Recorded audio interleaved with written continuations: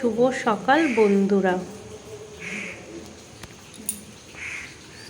আর কালকে যেহেতু সারা রাত বৃষ্টি হয়েছে, দেখো পাখিগুলো কিভাবে ডাকছে। এখানে তো কাকটা ডেকেই যাচ্ছে।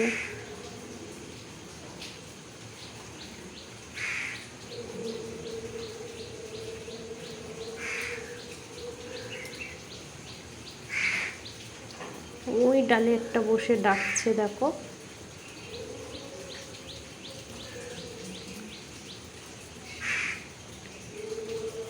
যেদিকে তাকাচ্ছি শুধু পাখি কাক ডেকেই চলেছে। কেন সারা রাত ওরা ভিজেছে না, ওদের তো এত বৃষ্টি হলে ওরা কোথায় থাকবে, না গাছটা তো ভিজে যায়। আর এত বৃষ্টির মধ্যে গাছে তো থাকা যায় না। না এখানে যেহেতু ছোট ছোট গাছ, কিভাবে থাকবে দেখো। সকালবেলা পাখি কাকের ডাকেই ঘুম ভেঙে গেছে। ওদিকে উড়ে শুধু বুঝতে পারছে না কোন দিকে বসবে এত বৃষ্টির মধ্যে। এখনো ঝিরিঝিরি বৃষ্টি হচ্ছে। যেহেতু আমাদের এখানে জল জমে না বলে আমরা বুঝতে পারি না যে কতটুকু বৃষ্টি হয়েছে। কালকে সারা রাতেই বৃষ্টি হয়েছে। আর যেদিকে জল জমে তাদের তো অনেক কষ্ট। আর দেখো লালুর বাচ্চাটা ওখানে বসে আছে। ওদেরও কষ্ট হয়েছে, কাল সারা রাত ভিজেছে। ওই ভেবে তো থাকতে পারে না কোথায় থাকবে। একটা থাকার জায়গা দেখিয়ে দিলেও ওখানে গিয়ে থাকে না, এতটাই বাজে।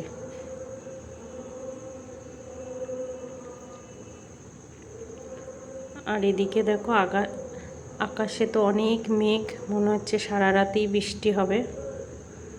সারা রাত বৃষ্টি হয়েছে আর সারা দিন এখন বৃষ্টি হবে। কদিন ধরে বৃষ্টিই হয়ে যাচ্ছে, এত বৃষ্টি আর ভালোই লাগছে না।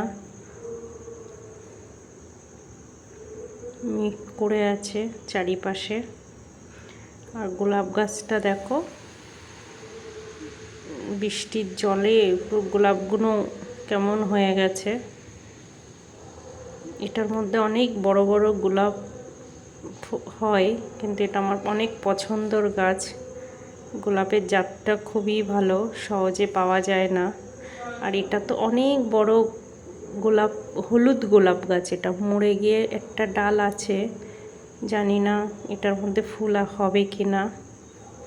আর সকালে আমি অবিকে নিয়ে পড়াতে বসেছি। আর অবি দেখো ঠিকভাবে পড়েই না। এই সামান্য ব্যাপারগুলো ও বোঝে না। ওকে বলছি যে একটার উপরে একটা রাখো, ও এটাও বুঝছে না। আমি আমার মতন বলে যাচ্ছি একটার উপরে একটা রাখো, সুন্দর করে সাজাও, যাতে ওর অ্যাটেনশান বাড়ার জন্য আমি কাজগুলো আগে প্রথমে খেলাধুলোর মধ্যে করাই। ও করছেই না আর বোঝারও চেষ্টা করছে না।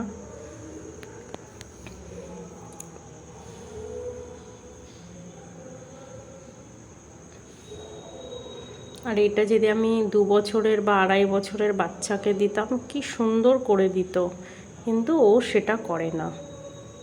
কতটা মাথাটা পুরো হ্যাং টাইপের হয়ে যায় না, এরকম যদি না করতে চায় বা বোঝে না। কেমন মা আমি ভাবো। ও বোঝেও না আর আমি বুঝতেও চাই না যে ও বোঝে না, কিন্তু আমার খুব খারাপ লাগে যে এই সামান্য ব্যাপারগুলোও ও বোঝে না। এখানে যদি আমি 2 বছরের বাচ্চাকে বসিয়ে দিতাম, ও কি সুন্দর করে দিত স্টেপ বাই স্টেপ। আর ও সেটা বোঝে না, আবার হাসছে বললে পরে।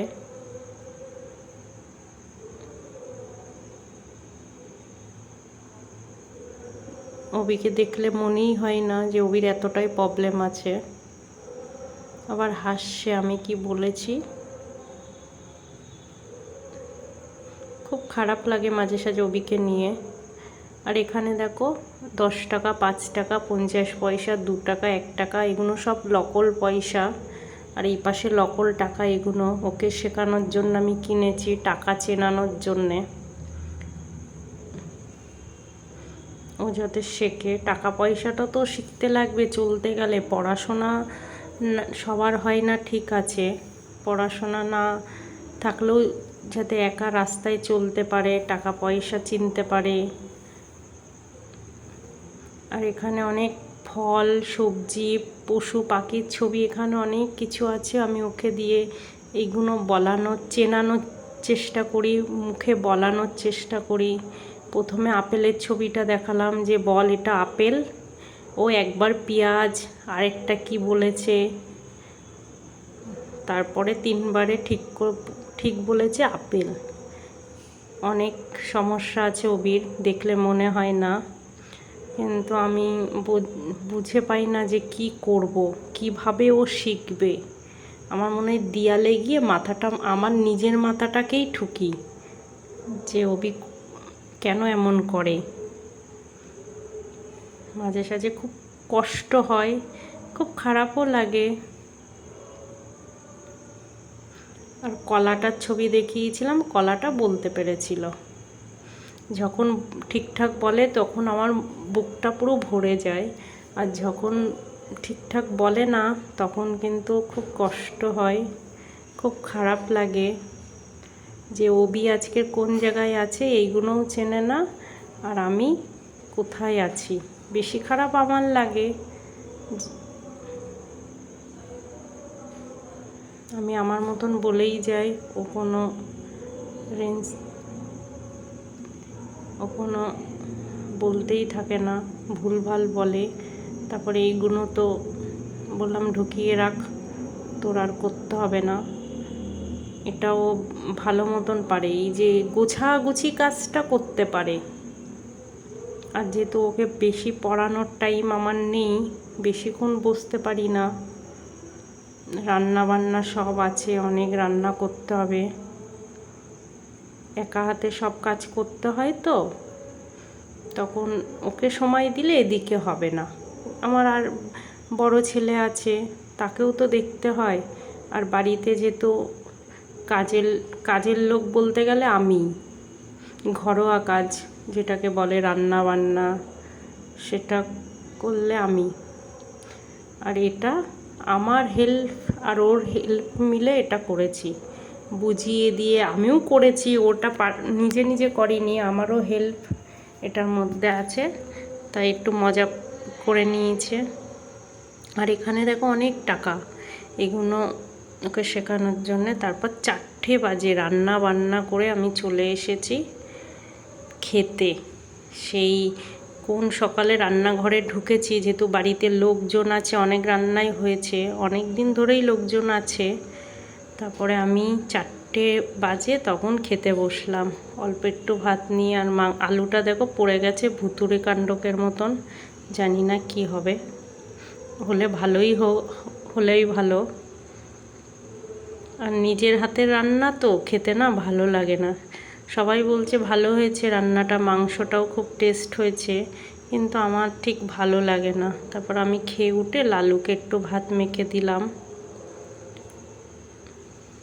কেন 4টে বাজে দেখি লালু মনে হয় না খেয়েই আছে, কিন্তু ওদেরকে খেতে না দিলে আমার মন মানে না, ওদেরকে দিলে ভালো লাগে। আর ওই দেখো লালুটা দাঁড়িয়েছিল খাওয়ার জন্যে, 4টে বাজে তাও বসেছিল বাড়ির সামনে। আর ও এখানেই ওর জন্ম হয়েছিল, আমাদের এখানেই। অনেক ছোটোবেলায় অনেক আদর করতে, ওকে বেশি ভালো লাগতো। এখন বড় হয়ে গেছে, এখন অত করি না। লালু খেয়ে নিচ্ছে। আর আমি তোমাদেরকে বলছিলাম যে আমাদের বাড়িতে লোক এসছে, গেস্ট এসছে, এই যে সেই বড় গেস্ট, একটা বিচ্ছু টাইপের। আমার সাথে কি সারাদিন কি করে, ও আমার সাথে কথা বলেই যাচ্ছে। আমি ওকে বলছি কোথায় যাচ্ছিস, বলে বাংলাদেশ। ওরা বাংলাদেশেই থাকে। যে তুই বাংলাদেশ আছিস বলছিস কেন, সাইকেলটা তো ইন্ডিয়ার, তা তোকে বুঝবেই না যে বাংলাদেশে আছিস।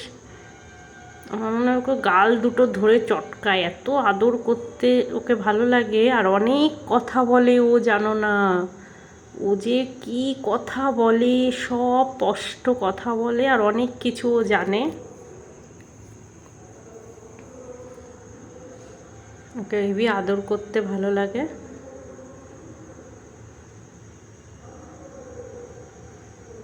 ও এখন এখন নাকি বেরোবে, তাই ওকে বলছি তোর যেতে হবে না। বলে না আমি যাব। আনছি না তুই বেরোবি না, এখন ঘরে থাকবি। ওটা নিয়ে ওর সাথে মজা করছিলাম আমি, আর ও তো বলছে না আমি বেরোবো।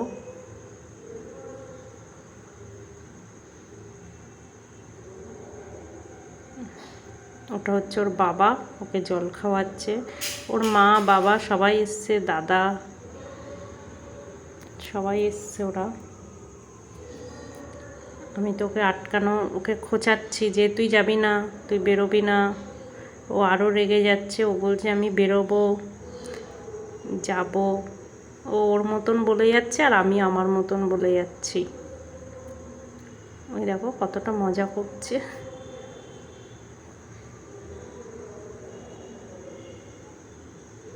খুব কিউট দেখতে ও। আর দেখো গায়ে জোর দিয়ে কী সব আমাকে বলেই যাচ্ছে, আমি যাব, ধাক্কা মেরে ফেলে দিয়ে যাব, এইভাবে যাব, ওইভাবে যাব। ও ওর মতন বলেই যাচ্ছে।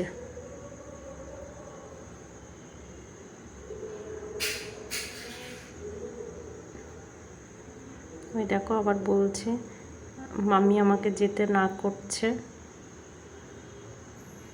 দৌড়াদৌড়ি করেই যাচ্ছে। আর ওটা হচ্ছে ওর মা। ওর মা খুব অসুস্থ, এখানে ডাক্তার দেখাতেই এসছে, তাই আমাদের বাড়িতে অনেক দিন ধরেই আছে। আর জুতোটা যখন পরছিল আমি বলছিলাম এটা আমার জুতো, পরবি না। ও বলছে এটা আমার জুতো, আমি পরবো। দেখো কি সুন্দর করে জুতোটা পরছে।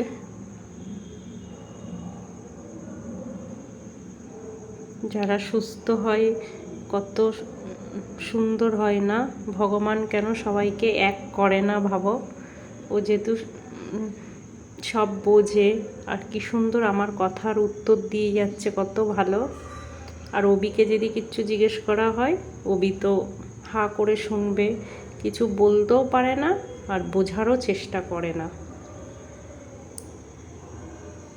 ও নিজে নিজেই জামা প্যান্ট পরে দেখো বেরিয়ে গেল।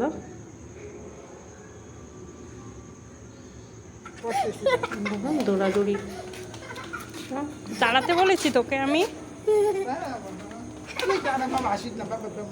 আর দেখো এই গোলাপটা হচ্ছে আমার নিচে মাটিতে লাগানো, এটাও খুব ভালো জাত। এটা যেহেতু এখন সিজন না, বৃষ্টির সময় সব ফুলগুলো ঝরে যাচ্ছে, এটাও খুব ভালো।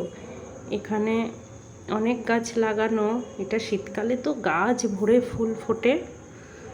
আর আজকের এই চাপের মধ্যে এইটুখানি ভিডিও বানালাম, সব কিছু করে অনেক ব্যস্ততার মধ্যেও এইটুখানি আমি ভিডিও বানালাম। ভালো লাগলে অবশ্যই লাইক কমেন্ট করবেন।